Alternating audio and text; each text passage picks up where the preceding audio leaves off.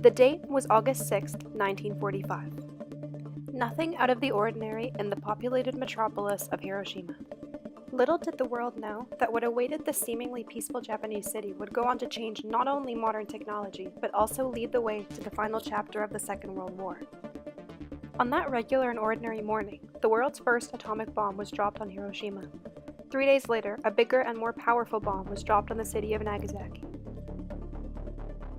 Understanding the consequences of such an event can be increasingly challenging, as it is a subject of constant debate. In this video, you will find the who, what, where, when, and why of these bombings, as well as major social and political effects.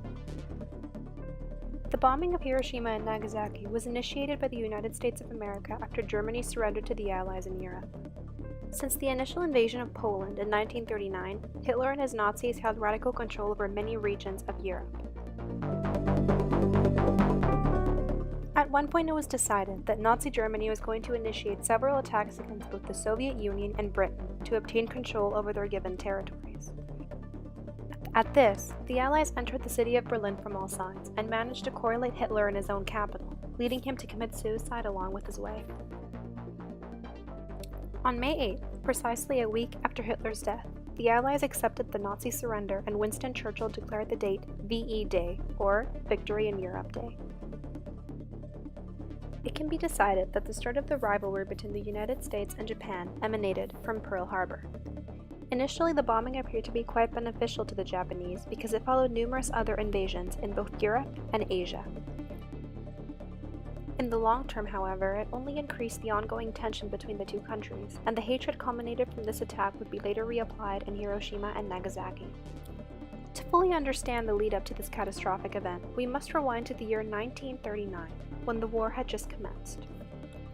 In a tiny lab in Berlin, German scientists Otto Hahn and Fritz Strassmann were able to successfully split a uranium atom into barium.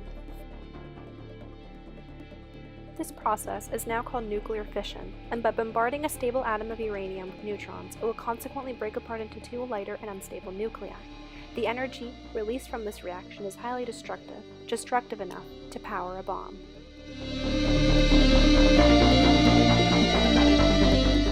World-renowned German physicist Albert Einstein knew that if the Nazis were to have the means to use this technology, the result would be catastrophic. That same year, Einstein wrote a letter to Roosevelt outlining his concerns, and this correspondence led to the creation of the Manhattan Project, a code name given to the development of a new atomic bomb in the United States. The project was extremely secretive. It was crucial that the Germans and the Japanese could hear nothing of the bomb's creation and development. From that point onwards, it was official. The United States had entered the nuclear age, and newly elected President Harry Truman was unsure of what to do next. It was the beginning of summer of 1945, and the Germans had been defeated in Europe. It would seem as though matters would have been settled. This was quite the opposite because there was one Axis power that remained: Japan.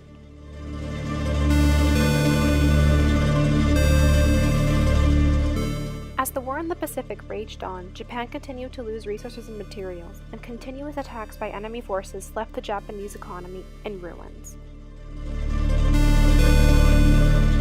The United States was aware that by defeating Japan, the Second World War would finally be over, but the brainstorming process for how they would do it took some time.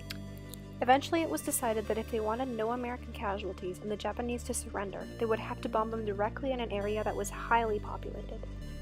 Prior to making the decision, the United States released a warning statement which demanded unconditional surrender of Japanese armed forces, and failure to comply would mean the inevitable and complete destruction of the Japanese homeland. When Prime Minister Kentaro Suzuki shrugged this off, Truman gave the final word of okay and allowed the military to choose which Japanese cities to bomb. The attack on Hiroshima was on August 6, 1945 at 8:15 a.m., in which a B-29 bomber, Enola Gay, dropped an atomic bomb known as Little Boy over the city. The blast was excruciatingly destructive, with a strength equal to about 14,000 tons of TNT. At 11:02, just 3 days later, a significantly larger bomb was dropped on the city of Nagasaki. Weighing a total of about 10,000 pounds, Fat Boy was created to cause even more damage than the previous bomb on Hiroshima, as it was expected to produce a 20-kiloton blast. The death count for both regions equaled approximately 220,000 deaths, but not including the tens of thousands of other people that would die afterwards. After the immense disaster of his homeland and his people, Suzuki surrendered on September 2, 1945, putting an end to World War II. Because the focus was centered on Japan's surrender as a means to put an end to the war, the bomb's effects were not really taken into account. Of course, from the information in the Manhattan Project, it was known that the bomb would cause mass demolition and result in thousands upon thousands of Japanese casualties. But what of the survivors? What happened to them? The initial injuries were extremely severe burns in all parts of the body, and in both cases after the drop of the weapon, a radioactive downpour ensued, in which survivors were instantly drenched in contaminated water. Some of the effects of exposure to radiation on the human body include loss of white blood cells, vomiting, headache, and the weakening of all major organs. The most common of long-term effects experienced by Japanese survivors was the emergence of leukemia, which is the type of cancer that begins in the bone marrow and creates abnormal white blood cells. Eventually, this condition can lead to an increase in infection due to the consequential loss of red blood cells. Many other cancers, such as that of the thyroid, breast, and lung, were also extremely common in survivors, even after a decade of the bomb being dropped. Not only did the bomb affect the people of the targeted regions, but it also affected and potentially worsened the Japanese economy. Japan had already been hanging by a thread at the beginning of the war, and now with the resources exhausted and the atomic bomb to top it off, the Japanese economy had seen better days. The atomic bomb was able to wipe out nearly every crop and every fertile layer of soil. The agricultural problem that followed caused mass starvation under the people of Hiroshima and Nagasaki, and a portion of the survivors did not die because of radiation and burns, but of starvation.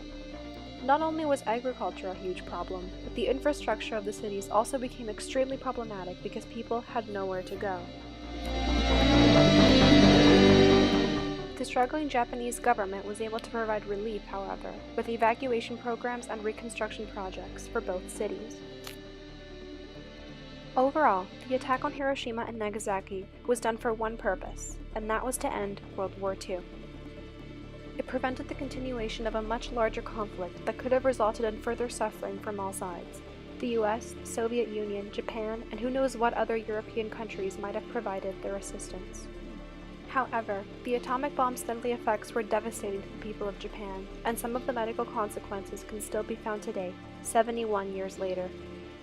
Any option taken would have spawned an increase in the number of casualties, and decision-making was not an easy task at the time, especially in relation to a war of that scale. In this case, there is no right or wrong answer, but these events must always remind us of our capacity for destruction as humans. Thanks for watching.